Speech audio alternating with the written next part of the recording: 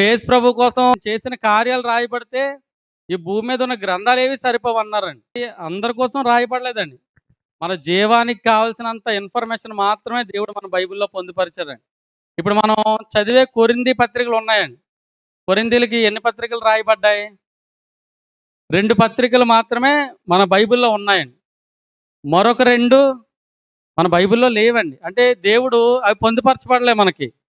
ఈ ఇన్ఫర్మేషన్ చాలనుకున్నారు. కొరింథీకి 4 పత్రికలు రాశారండి. కొరింథీలకి రాయబడిన మొదటి పత్రిక 5వ అధ్యాయం 9వ జారులతో సాంగత్యం చేయవద్దని నా పత్రికలో మీకు రాసి ఉంటని చాలండి. ఇప్పుడు ఇదే కదా మొదటి కొరింథీ పత్రిక. కానీ అందులో ఏమంటున్నాడండి? ముందు రాశానంటున్నాడా లేదా అండి? మరి ఆ పత్రిక ఏది?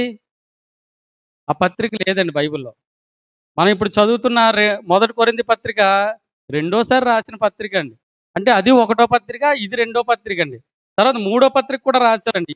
రెండో కొరింథీ పత్రిక 7వ అధ్యాయం 8వ వచనం. మిమ్మల్ని నేను రాసిన పత్రిక వలన మిమ్మల్ని దుఃఖపెట్టినందున విచారపడను. అంటే ఆ పత్రిక మళ్ళీ అందులో లేదండి. అది ఎన్నో పత్రిక?